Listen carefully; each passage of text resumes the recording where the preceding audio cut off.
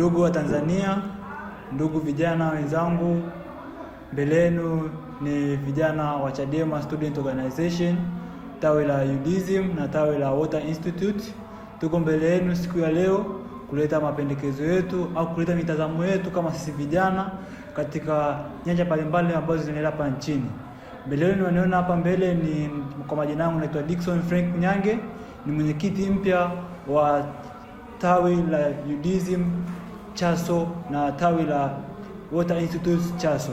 Kwa mbele yenu leo tutakuwa tunazungumza mambo mbalimbali. Kwa upembeni yangu hapa niko na katibu wangu mpya. Kwa pembeni pale niko na mwenyekiti mstaafu ambaye leo ameachia madaraka kwa sababu tulifanya uchaguzi ambao na kidemokrasia kwa kuzingatia katiba ya chama chetu cha demokrasia na maendeleo Chadema. Kwa uchaguzi leo ulikuwa wa demokrasia na uhuru kwa wote. Pia pembeni yangu yuko mjumbe ambapo watazungumzia masuala mbalimbali ambao tumejiandaa. Mbele tutazungumzia masuala matatu ya msingi sana ambapo haya mambo yote ni nyanja mbalimbali kuhusiana na vijana. Jambo la kwanza tutazungumzia swala la siasa au uhuru wa kisiasa vioni upande wa vijana kwa nchi yetu. Pia tunaenda kuzungumzia swala la uhuru wa mwenyekiti wetu wa chama cha demokrasia na maendeleo Chadema, Mheshimiwa Tundu Lissu.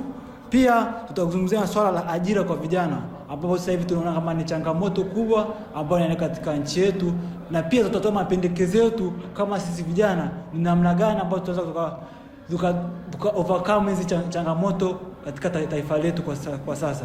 Kwa hivyo napenda kutumia fursa hii na kwa mamlaka hii kumkaribisha Mheshimiwa katibu mpya aendelee kwa mada ya uhuru wa siasa katika nyanja mbalimbali za ndani ya chuo na katika mipaka ya chuo kwa vijana, na umuhimu wake ni upi, na kitu gani ambacho tunapata hizi siasa zikifanyika ndani ya chuo, na kitu gani ambacho tutapata maendeleo kupitia hizi siasa ndani ya chuo kama zikiruhusiwa. Kwa hiyo Mheshimiwa katibu, na kuruhusu.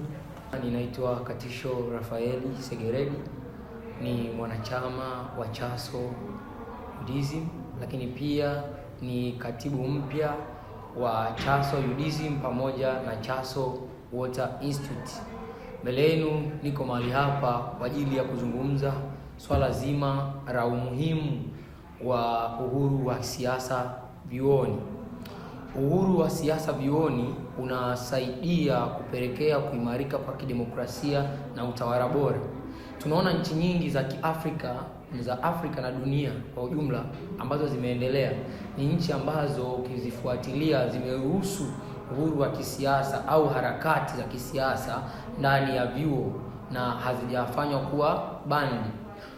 Ndio maana ukifuatilia nchi hizi nyingi ni nchi ambazo zinazingatia mfumo wa utawala bora pamoja na demokrasia katika uendeshaji wa taratibu zote za nchi yao.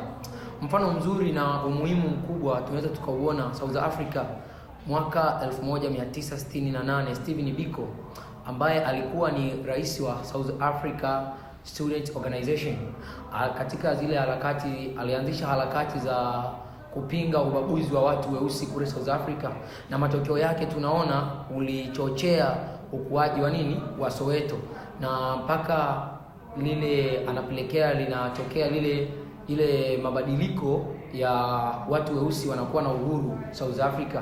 Hii yote inatokana na ule uhuru waliokuwa nao wa kufanya harakati za kisiasa wapi? Vyuoni. Leo hii tunaweza tukaona nchi kama Ghana ambayo ni beacon of democracy katika nchi yetu ya Afrika. Tunaangalia wasomi wa vyuo vikuu kule nchini Ghana walikuwa na uhuru wa kufanya siasa ndani ya vyuo vikuu kama wasomi, kwa sababu wana mawazo ambayo ni ya kisomi ambayo wanahitaji kuyatumia kuyapublish kama wasomi. Tunaona kutokana na mchango wao wa siasa vyuoni imepelekea nchi ya Ghana imekuwa ni beacon of democracy katika nchi ya Afrika. Mpaka leo tunaona nchini Ghana wanafanyika uchaguzi wa uhuru na haki. Hii yote ni kwa sababu ya mfumo wa uendeshaji na taratibu za vyuo vikuu kule nchini Ghana unaruhusu wanafunzi wa vyuo vikuu kufanya siasa ndani ya vyuo vikuu. Umuhimu wa pili wa kufanya siasa ndani ya vyuo vikuu ni unatusaidia kutengeneza na kulea viongozi bora wa kesho. Leo hii tunao viongozi wengi ambao ni wamelelewa katika siasa za vyuo vikuu na tunawaona na tunawajua. Ukamtazama mfano kama mzuri ni Mwalimu Julius Kambarage Nyerere. Amelelewa katika siasa za vyuo vikuu. Amewahi kuwa kiongozi wa University of Africa Brotherhood huko Makerere, Uganda. Tunaona Mwalimu Nyerere kutokana na kulelewa kisiasa huko Makerere University, alirudi na ile spirit akaja kupambania ukombozi wa nchi ya Tanzania. Kwa hiyo mfano mzuri ni kwamba unaporuhusu siasa zifanyike vyuo vikuu au vyuo vya kati, unaleta impact kubwa katika kutengeneza viongozi wa kesho, katika kutengeneza viongozi ambao watakuwa wamelelewa katika utawala bora na kuzingatia misingi yote ya kidemokrasia. Viongozi hawa wanatengenezwa vyuo vikuu kama wasomi, kwa sababu wana ile critical thinking ya democracy, kwa sababu ni wasomi, wana mindset hiyo. Unapozuia isifanyike harakati za kisiasa vioni, unaua viongozi wa kesho. Na unapoua viongozi wa kesho, unatengeneza katika nchi kitu kinaitwa nepotism. Nepotism hii kinadharisha kitu kinaitwa ni uongozi ule wa kurisishana. Yaani utatengeneza uongozi ule wa kwanza tunarisishana madaraka. Muda huo unaua ndoto na unaua viongozi ambao wangelikuja kulisaidia taifa kupiga hatua moja kwenda mbele. Hivyo umuhimu wa kufanya uhuru wa siasa vioni una impact kubwa sana katika taifa letu la Tanzania. Ikitokea tukaendelea kufanya bandi uhuru wa siasa vyuo vikuu, matokeo yake tutatengeneza kizazi cha content creator kutoka katika vyuo vikuu. Leo hii vijana anafika chuo kikuu, hana kazi ya kufanya, hana anaona content creator ni bora zaidi kuliko kupambania siasa, ambayo siasa ndio inaamua maisha yake. Siasa ndio inaamua hatima yake. Siasa ndio inaamua yeye akatibio wapi. Siasa inaamua yeye atapita barabara ipi. Siasa ndio inaamua kila kitu katika maisha ya kwake. Bali anajikuta anageukia kwenye imbwi na kuwa content creator. Nadhani ndio njia bora zaidi ya kumsaidia na kuachana na masuala ya politics, kwa sababu yamekuwa bandi. Leo hii tunaweza tukawaraumu wanafunzi vioni wanajinyonga kwa sababu ya masuala mazima ya mapenzi. Sasa hawana vitu vya maana vya kuongelea vioni. Siasa ndio kitu muhimu ambacho wanaweza wakakiongelea vioni, wakakijadili, wakatoa mawazo yao na fikra zao. Unapowazuia kufanya siasa ndani ya vyuo, maana yake unawapelekea wafanye vitu ambavyo havina impact kwao. Moja hapo ni swala zima la mapenzi, kwa wanajadili masuala ya mapenzi vioni wasomi. Kwa tunatakiwa kama si serikali ya Jamhuri ya Muungano wa Tanzania iangalie hili swala zima la kurekebisha na kufanya uhuru wa siasa vioni na harakati za kisiasa vioni, ili tutengeneze viongozi bora wa kesho, kwa sababu vyuo vikuu ndio viwanda vya kutengeneza viongozi wa kesho. Ikiwa tutazima siasa vyuo vikuu, tutaendelea kutengeneza viongozi ambao ni machawa, kutengeneza viongozi ambao hawatakuwa na impact yoyote katika taifa letu. Yapi ni mapendekezo yetu kama Chaso kwa serikali pamoja na taifa zima kwa ujumla? Jambo la kwanza ni mabadiliko ya kisheria kuhusu uhuru wa kisiasa vioni. Serikali inatakiwa iangalie swala hili la uhuru wa siasa vioni kwa upana mkubwa zaidi. Namna gani ambavyo uhuru wa kisiasa huu, sheria hii ambayo inazuia wanafunzi wa vyuo vikuu, wanafunzi wa vyuo vya kati kufanya harakati za kisiasa ndani ya vyuo, inatakiwa iangalie kwa jicho na uwanda mpana zaidi, kwamba inaua ndoto za viongozi wengi na inaua viongozi wengi ambao wangekuja kuisaidia taifa letu. Mapendekezo ya pili, sisi kama Chaso tunaomba serikali itengeneze mazingira ya usalama wa kisiasa kwa wanafunzi ambao wanafanya politics nje ya vyuo, kwa sababu politics imekuwa bandi ndani ya mazingira ya chuo. Hivyo wanafunzi wameamua wafanye harakati za politics nje na mazingira ya chuo, lakini wanapoamua kufanya politics nje na mazingira ya chuo, wanajikuta kwao inakuwa hali ya usalama kwao inakuwa ni mdogo. Kwa hiyo wanafunzi wanaofanya politics, kwa sababu zimekuwa bandi ndani ya chuo, kwa sababu wanahitaji kusema kwa sauti zao, kupaza, kuielekeza serikali mahali ambapo walioko serikalini wamegoka kusifia uovu, na wakati wanatakiwa wakosoe, wao wameona kwa uwanda mpana wanatakiwa washauri. So wanaposhauri, uhuru wa usalama wao unakuwa ni mdogo. Kwa serikali iangalie swala la mazingira ya kuhakikishia usalama wanafunzi wanaofanya harakati za kisiasa nje ya vyuo, kwa sababu ndani ya vyuo vyao imekuwa ni bandi.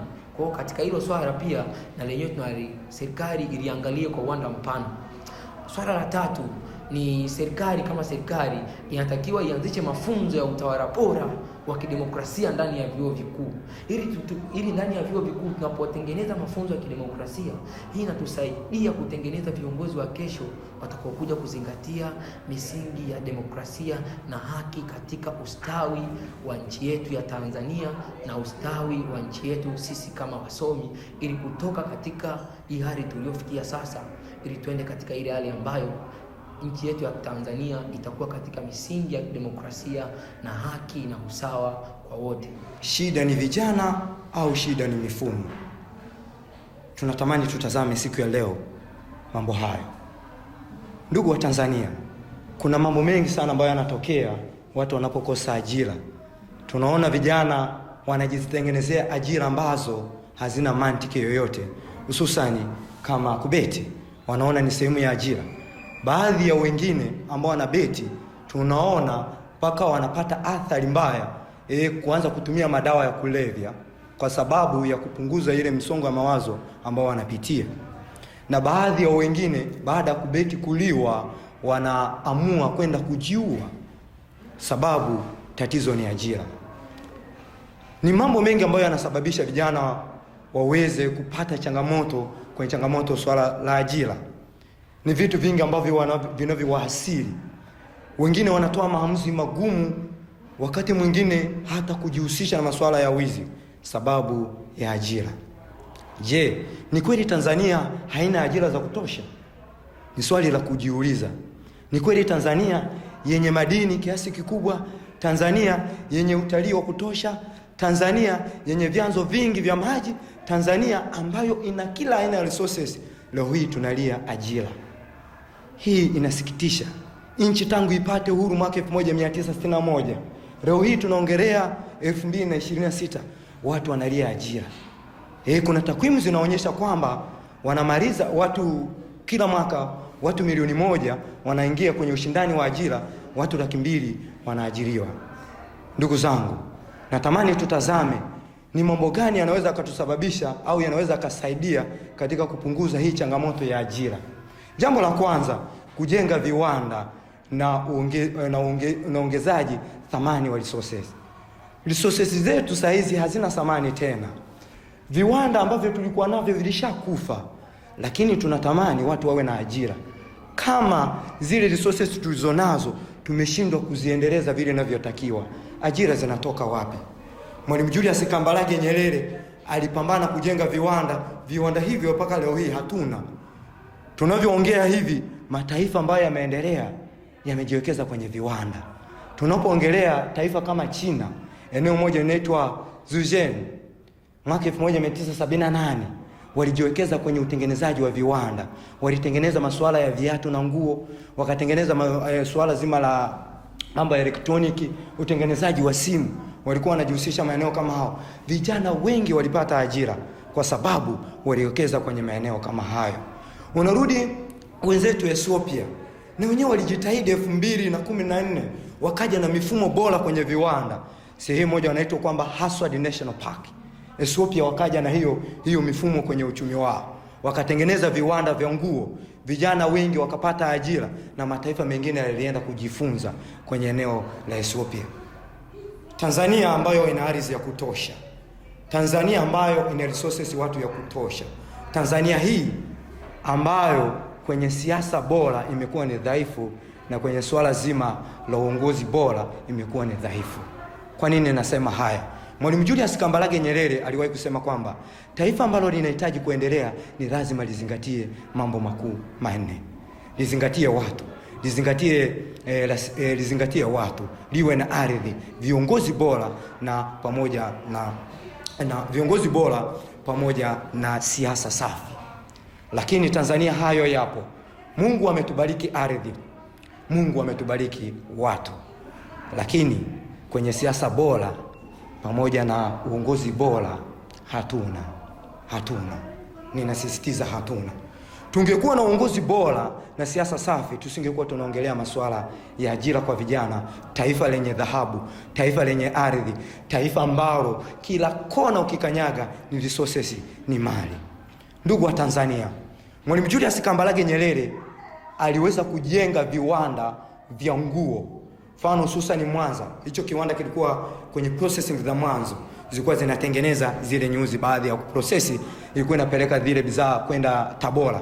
Tabora pia pale ilikuwa inatengeneza baadhi ya nyuzi, na baada hapo inakuja Dar es Salaam, inachakatwa, tunapata kama mashuka, tunapata nguo mbalimbali, zilikuwa zinatusaidia kwa kupitia viwanda.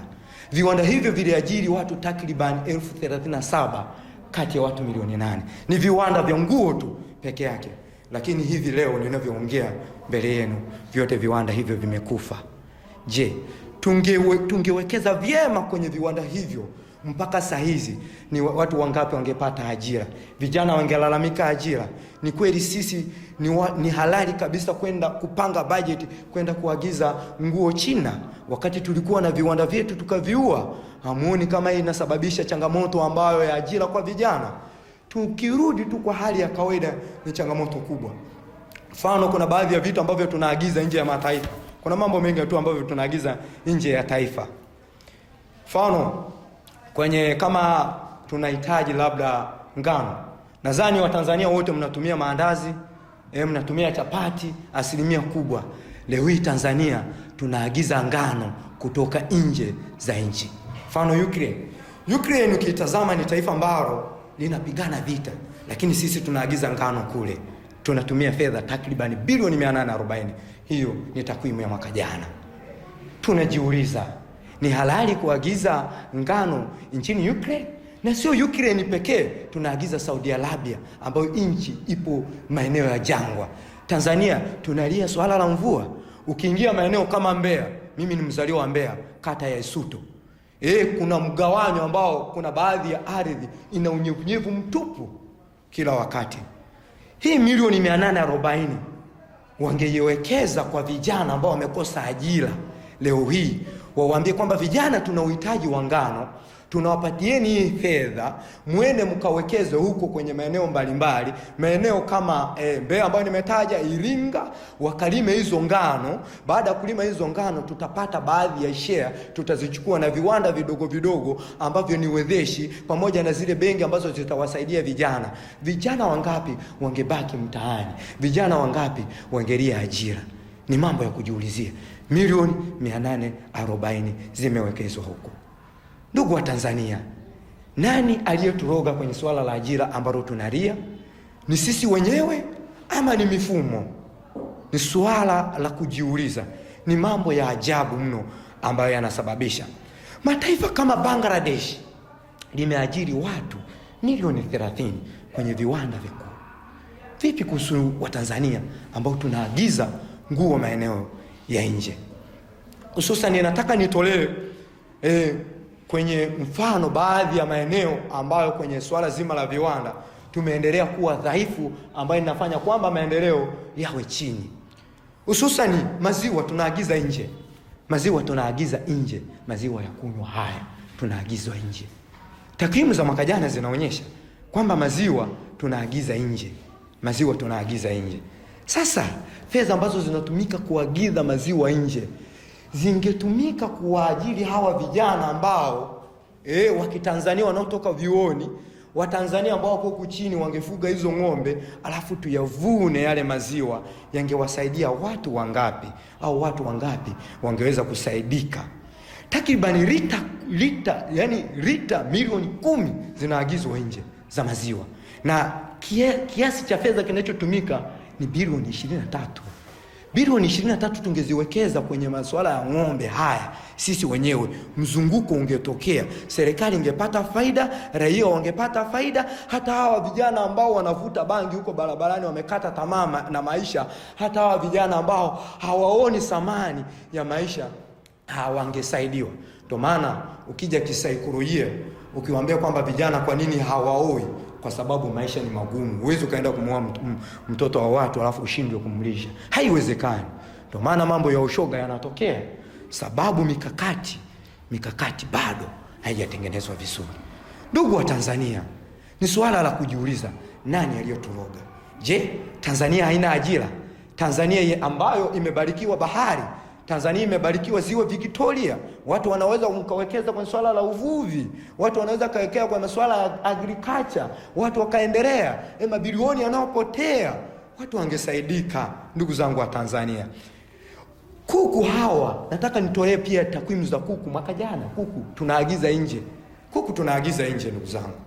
Yaani hizi nyama za kuku kwenye mahoteli makubwa tunaagiza nje. Unajiulizia, kuku pia tunaagiza nje. Tuliagiza tani 8,000 nje. Tuliagiza tani 8,000 nje. Ambacho sawa na trilioni sawa na bilioni 27, sio trilioni. Bilioni 27 zilienda kununua kuku nje ambazo tunakula. Tunajiulizia, hizi bilioni 27 tungeenda kuziwekeza kwa vijana. Tungeenda kuziwekeza kwa vijana, tatizo la ajira lisingesovika. Je, kuna vijana waangalia masuala ya ajira? Vijana waangalia masuala ya ajira. Nani aliyeturoga? Shida iko wapi? Na ili tuanze kujiulizia, ni mifumo au ni kijana huyu ambaye anasoma shuleni, anarudi mtaani, anasema hana ajira, wakati fedha tulizonazo ambazo zimsaidie huyu kijana tumeenda kuwapa Wachina, tumeenda kuwapa watu wa Saudi Arabia, tumeenda kuwapa watu wengine kwenye mataifa ya nje ndio waajiri watu wao. Ndugu wa Tanzania, ni muhimu sana kuangalia hili swala kwa ajili ya uchumi wa taifa letu, kwa ajili ya kusaidia hawa vijana. Vijana tuamke, tuangalie mifumo ikoje. Hii yote inasababisha sababu viongozi wakikosa vision ni ngumu mno kuendelea. Viongozi wakikosa vision, taifa haliwezi kwenda mbele. Ni ngumu mno, ni ngumu mno, ni ngumu mno. Wenzetu wanaweza katoa hata mikopo. Saizi nimeona kuna kitu kinaitwa mikopo, walitoa bilioni 200 I think. Lakini watu waliopata mikopo hiyo ni watu kama 1,000 na.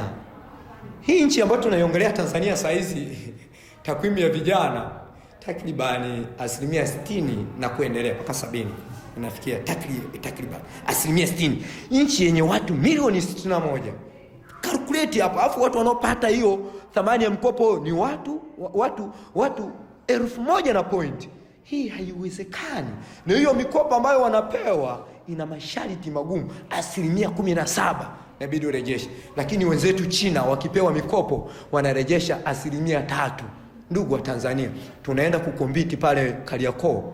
Mwingine mkopo aliochukua ni 3%, mwingine mkopo aliochukua ni 17%, na bila rejesho. Na wenyewe wamechukua kwa tabu, kwa mbinde, na wenyewe waliochukua ni watu 1,000 na kwenye taifa ambalo lina asilimia kubwa ya vijana. Tunapoongelea Tanzania kwamba ni taifa ambalo ni kubwa, tunaongelea na kilomita za mraba takriban 945. Ndio tunaongelea. Ni taifa kubwa ambalo Mungu kalibariki. Kalibariki resources zote.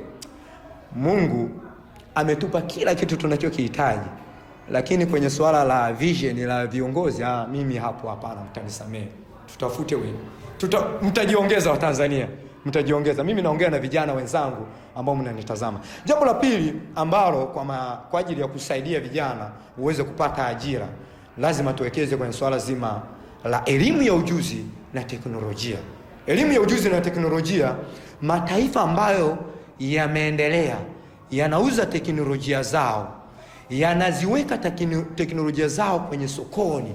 Tanzania vipi kuhusu teknolojia? Ndugu wa Tanzania, teknolojia kwa taifa letu liko nyuma mno. Liko nyuma mno. Tuna madini kama Tanzanite. Watu ambao wanakata madini sio wa Tanzania. Wanaokata madini sio wa Tanzania. Sasa unawaza ikoje? Tuna makaa ya mawe, tunayo, tuna dhahabu, lakini ukiulizia kuna baadhi ya resources ambazo tunazalisha hapa Tanzania, ukiwaambia nyewe mna kiwanda, hatuna kabisa.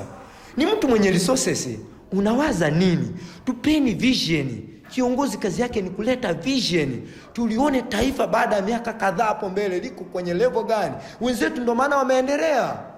Watu mliopo vyuoni, watu mwenye uwezo wa kung'amua haya mambo, hebu ng'amueni kwa makini. Leo hii tunaongelea barabara ni mbovu eti. Tunaongelea barabara ni mbovu. Mambo ya ajabu mno. Hata Mungu mwenyewe atakuwa anatushangaa kwa resources zilizotupa. Anasema kwamba Tanzania ni wazembe kweli kweli. Wanaongelea mambo ya barabara saa hizi. Ndugu zangu, nimetokea baadhi ya maeneo kuna barabara za vumbi kule. Maeneo ya Mbeya kule, Mbeya mjini pale. walitekeleza barabara, yani walitelekeza barabara, imeanza kutengeneza, ni vumbi tupu ninavyoongea. Njoo kule Mbeya vijijini kule, tangu nchi pate uhuru, barabara hii inaenda maeneo nje kabisa, inaunganisha Zambia huko, lakini ninavyoongea hivi hakuna kitu. Ikifika masika ile ni barabara ya tope, sio barabara ya vumbi. Hakuna kitu kama hicho. Kule kunazalishwa kahawa, kunazalishwa miradi mbalimbali, hakuna. Alafu tunataka tuje kwenye swala la vijana kwenye ajira. Ni ngumu mno. Ni lazima tuwape watu wenye vision. Tunavyoongea hivi South Korea na watu takribani milioni 51. Ni kaeneo kadogo tu, watu milioni 51. Lakini watu ambao wapo kwenye mfumo wa ajira ni milioni 25. Milioni 25 kwenye mfumo wa ajira. Hapo tumeongelea direct employment. Sio kwamba tumeongelea labda ajira ambazo zipo. No, ni direct employment. Ndizo ambazo ninaziongelea. Ndugu zangu, Korea imepigana vita miaka 1950 na au ilikuwa ni nchi maskini kuanzia miaka 1960 mpaka 80, ambayo kwa Tanzania tulikuwa tunawazidi kiuchumi. Lakini tunavyoongea hivi, wa Korea sio wenzetu. Hivi ni nani aliyeturoga? Kama Marekani mwenyewe alienda kujifunza kwa Britain, tunaita kwamba London Exhibition, alienda kujifunza teknolojia kule. Kwa nini sisi tusiende kujifunza teknolojia? Shida iko wapi? Hawa ambao tumewaamini, does not make sense. Haiwezekani kwa ajili vijana tupate ajira kama ambao inabidi waonyeshe direction ya ajira kwa vijana hawapo. Ni ngumu mno. Lakini ambao wanatusaidia kuonyesha wamebanwa. Wengine sio wapo magerezani, wengine hata wakiongea inaonekana sio mzalendo, mwingine ukinena unaonekana wewe haufai kabisa. Kwa hiyo ni changamoto kubwa sana. South Korea imeajiri iliweza kutengeneza kiwanda kinaitwa Hyundai. Ikaajiri watu 2.5. Ikaja Samsung, kiwanda cha Samsung. Simu mnazotumia hapa, wengi mnasema nikanunue Samsung, imetengenezwa Korea, South Korea. Watu waliokaa chini walikuwa na vision ya taifa lao na walijaa uzalendo. Huwezi kukuta ubasirifu wa fedha. Iliajiri vijana takribani 400. Kiwanda cha Samsung. Ninavyoongea hivi, ndugu wa Tanzania, kwenye direct employment nchini Tanzania watu wapo kama 520,000 tangu nchi ipate uhuru, ambao ukiangalia ukilinganisha na Korea viwanda viwili tu, au sio viwili tu, yani kimoja tu karibia kimeajiri hao watu cha Samsung. Nani aliyeturoga? Lakini ukiangalia madini ya chuma sisi tunayo. Madini ya chuma sisi tunayo, yanaweza akatusaidia kutengeneza ajira. Viwanda hakuna nayoonyesha kwamba nchi yote inabidi tengeneze viwanda, hayupo. Tunakusema kwamba labda tunafanya mapinduzi kwenye agriculture, unawapelekea wakulima mbolea 2, mkulima unampa mbolea 2, haiwezekani. Tuko maeneo wengine tumekulia maeneo vijijini, tunaona ruzuku hakuna, wanakuambia mbolea za ruzuku hakuna. Ingekuwa inatengwa budget, inasimamiwa vizuri, siejia aseme kwamba ile labda wakati anasoma anasema jamani, kwenye swala la kilimo hakuna hela ambayo imeibiwa, bali tumeongezewa thamani, imeongezeka. Hakuna kwamba matumizi yasiyo ya tija, asiseme hivyo, lakini unaweza kawekeza pia matumizi yasiyo na tija yakawepo. Shida nini? Aliongea Mwalimu Nyerere katika mambo 4: zingatia kwenye siasa safi na uongozi bora. Ndugu wa Tanzania, ni muhimu sana kungamua kwenda mbele. Viwanda vinaweza vikatengenezwa, viwanda vinaweza vikarejesha ajira kwa vijana. Mungu ametubariki kila kitu, Mungu ametupa uchumi, lakini hii mifumo ambayo tulionayo ni lazima kila aliye kijana ajitafakari alipokaa. Mimi sitomuelewa mtu ambaye anakuambia kwamba vijana ni wazembe ndio maana ajira hakuna. Tunavyoongea hivyo walitengeneza, kuna kitu inaitwa kama mambo yanahusiana na VETA haya. Vituo kama 40 tu, navyo 10 vipo Dar es Salaam. Ukisoma kwenye sera ya maendeleo ya vijana na kuonyesha pale wazi. Alafu mnataka muende kimapinduzi kiteknolojia. Ni kitu ambacho hakiwezekani. Ni kitu ambacho hakiwezekani kabisa. Alafu mnataka msolve challenge, changamoto ya ajira. Haiwezekani. Ni lazima tungamue. Wapi vijana wanaweza kaajiriwa? Tuje kwenye swala zima la biashara. Biashara natamani niongelee. Wanaongelea vijana jiwekeni kwenye entrepreneurship, kuweni wajasiriamali wadogo, ingieni kwenye swala la kibiashara. Unazijua kodi zilizopo huko? Kuna kodi ambazo zilikuwepo zamani kipindi cha ukoloni, wakati nasimuliwa na babu yangu kuhusiana na masuala ya kodi ya kichwa. Kodi ya mimba leo hizi zimebadilishwa, zimekuja ni form of indirect. Inabidi uelewe kila kitu kodi, kila kitu tozo. Hawezi kwenda mbele. Kijana huyu anaanzisha tu kamradi tayari kama ameshapoteana. Hawezi kuendelea. Wewe wenzetu China walipunguzia kodi ile nini tozo zikawa kidogo. Hawezi kaendelea. Ni ngumu mno.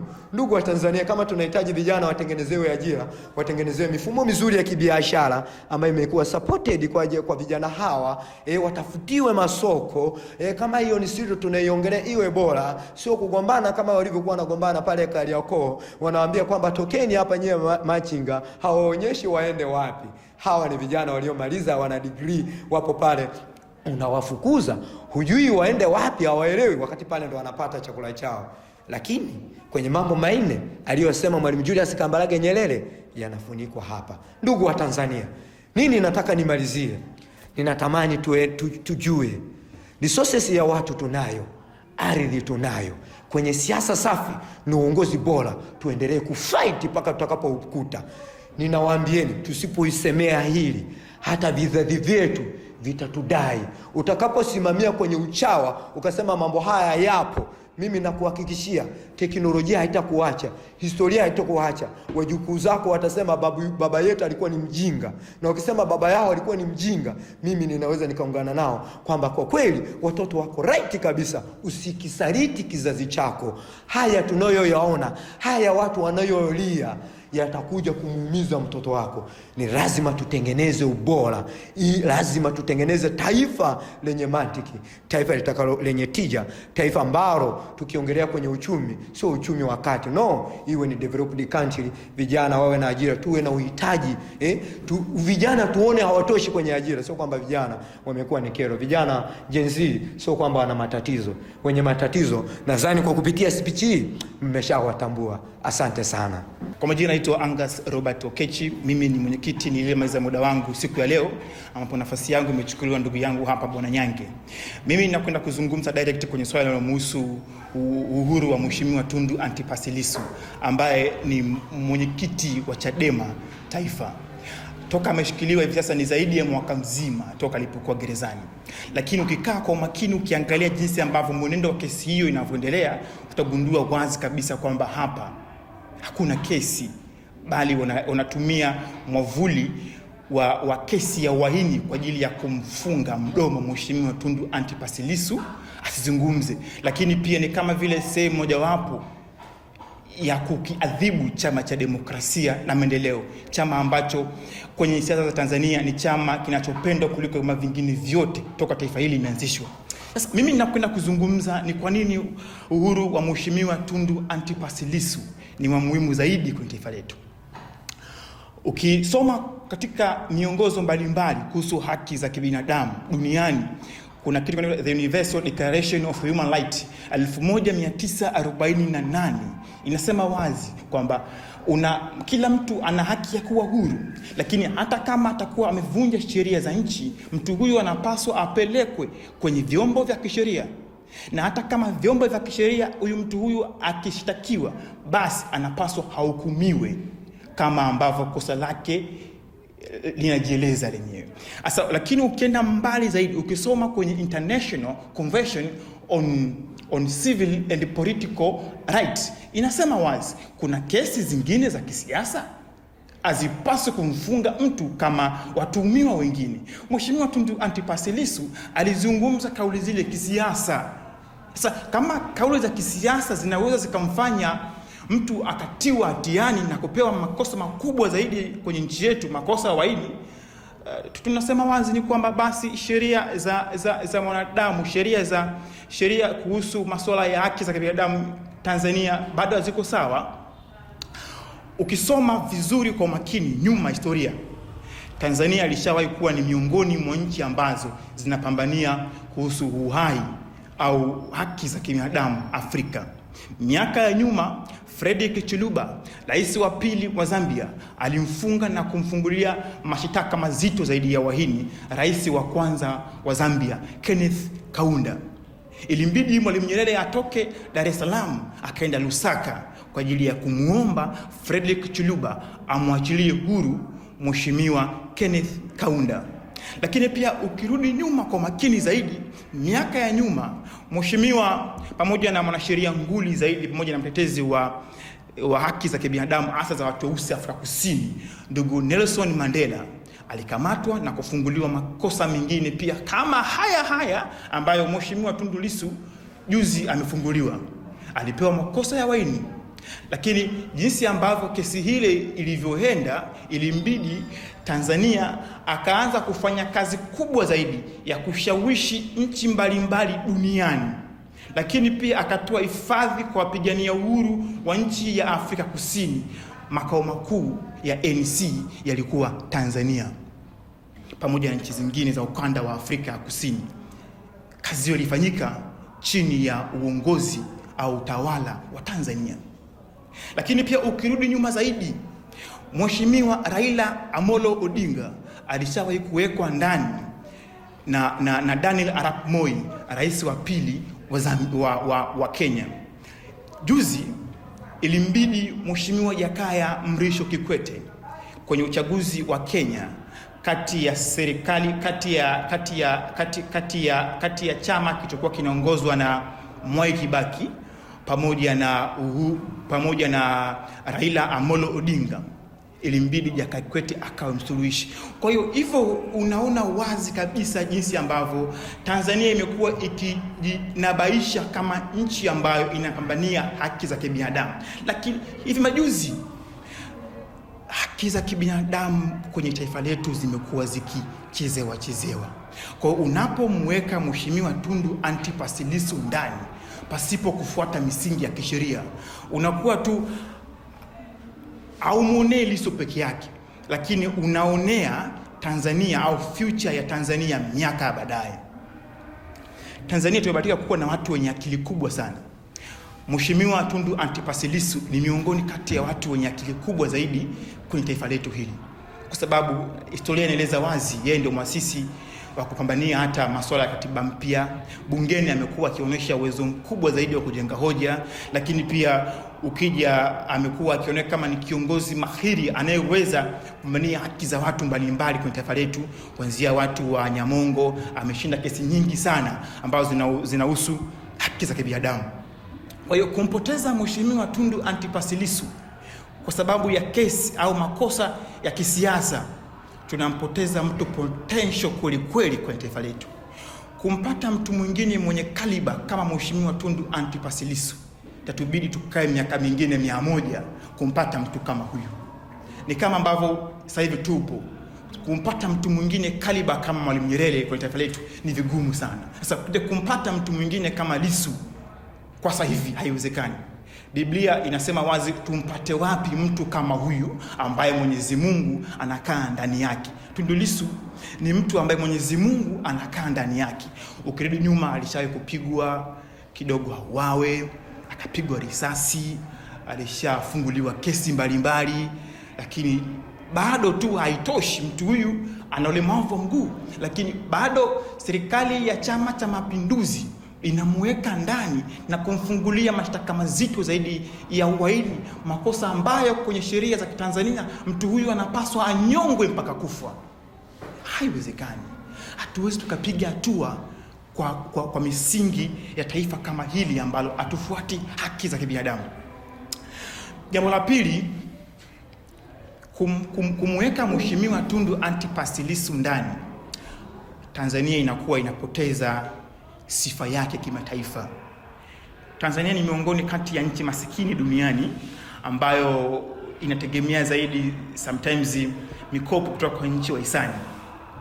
Lakini ukiangalia kwa makini sana, toka mheshimiwa Tundu Antipas Lissu mwaka jana alipowekwa ndani mpaka hivi leo, ni mataifa mbalimbali duniani yamekuwa yakisitisha kutoa misaada kwa nchi ya Tanzania.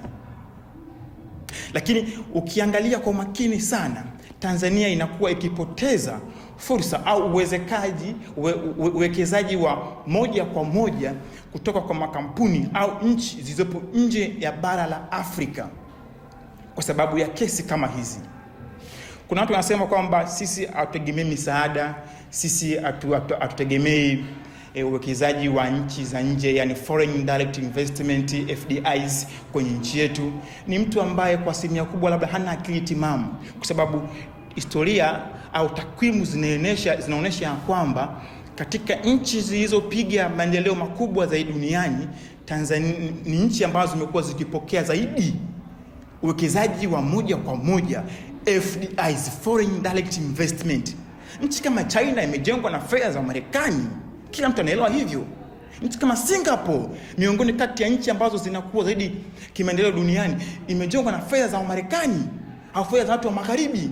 Nchi kama Vietnam imejengwa na fedha za magharibi. Korea Kusini imejengwa na fedha za watu wa magharibi. Sasa unapomweka Mheshimiwa Tundu Antipas Lissu ndani, alafu wale mabwana wa nje ambao wana mtaji mkubwa wa kifedha hawawezi kuja kuwekeza Tanzania kwa sababu wanaogopa.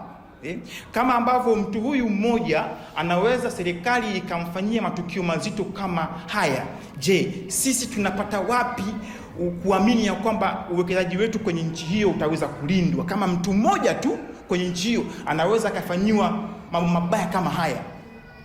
Taifa linakuwa la ajabu. Kila siku kiamka asubuhi kuna mtu ametekwa, kuna mtu ameuawa.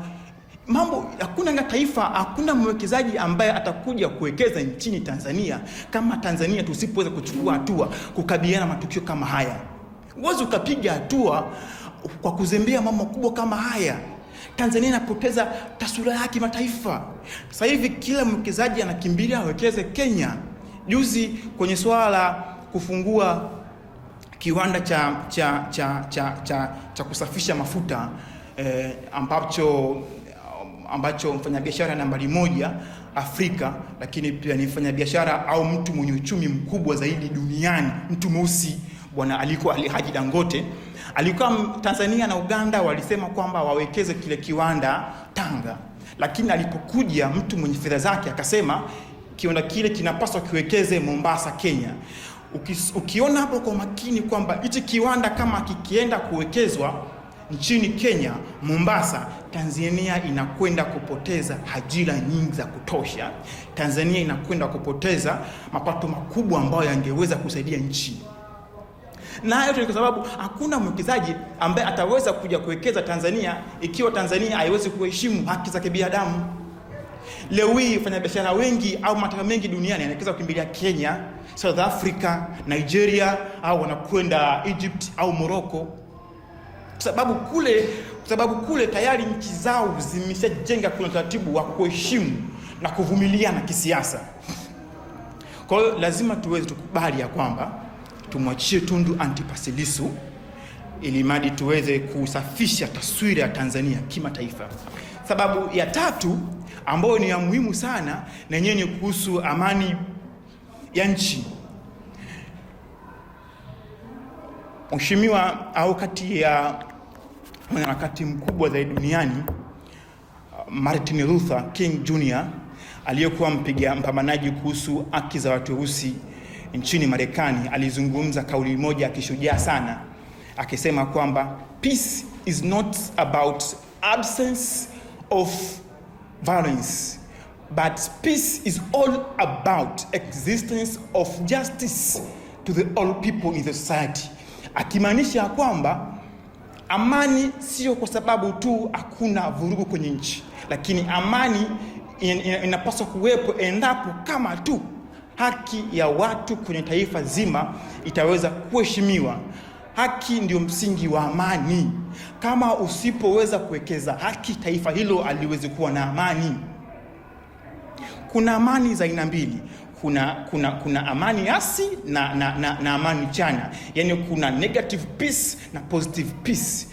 Negative peace ndio ile ambayo kwamba watu wana amani kukweli, hakuna vurugu, hakuna chochote, lakini bado watu wana hofu ndani yao.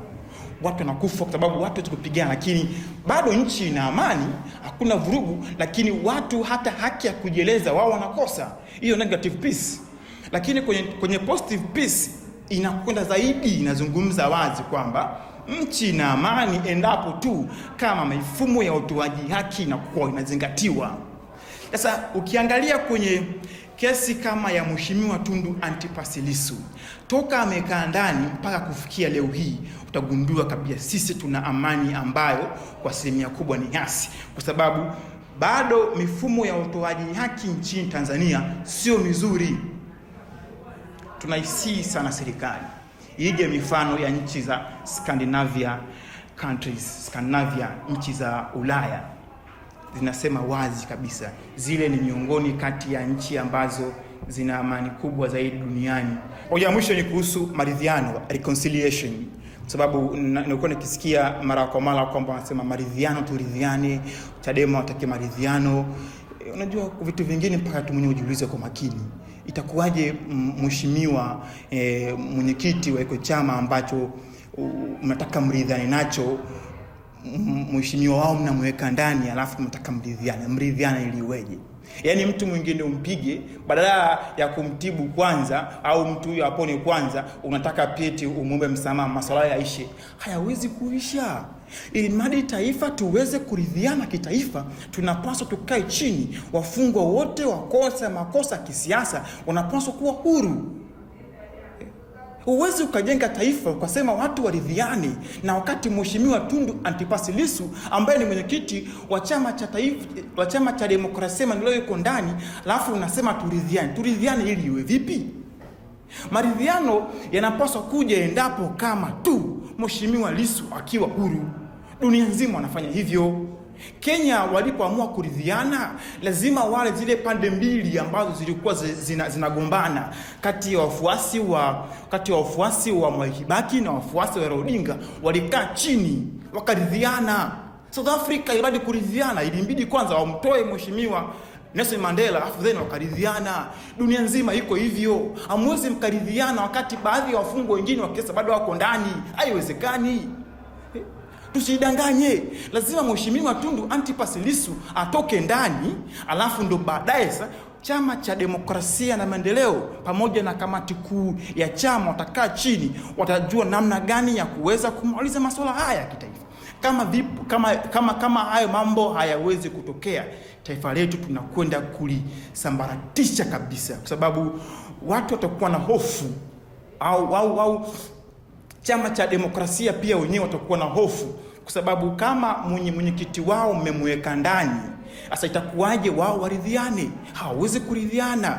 Lazima tukae chini kama taifa. Kamati zinazohusika na masuala ya kuweka nchi pamoja lazima ziushauri mamlaka kama Mheshimiwa Tundu Antipas Lissu anapaswa kuwa huru, aendelea shughuli zake zingine. Kuendelea kumshikilia mtu huyu ni kuendelea kulikosea taifa inakwenda kuharibika, sababu kimataifa taswira inaharibika. Na mtu nambari moja ambaye atakayeweza kulileta taifa letu pamoja ni Mheshimiwa Lissu. Sasa kama mkiendelea kumsikia Tundu Lissu, nchi haiwezi kupiga hatua. Nchi inapaswa kupiga hatua mbele. Kama hamwezi kumwachia Tundu Lissu, taifa haliwezi kupiga hatua mbele. Tundu Lissu anapaswa kuwa huru, ni mwanadamu kama wanadamu wengine. Tunawasihi sana mamlaka za nchi hii zimwachie Mheshimiwa Tundu Lissu. Anapaswa kukaa huru, kuwa huru kama wanadamu wengine na kufurahia uhuru wake kama ambavyo viongozi wa serikali wanafurahia uhuru wao. Maridhiano yanapaswa kuja tu endapo Mheshimiwa Lissu atakuwa huru mara moja.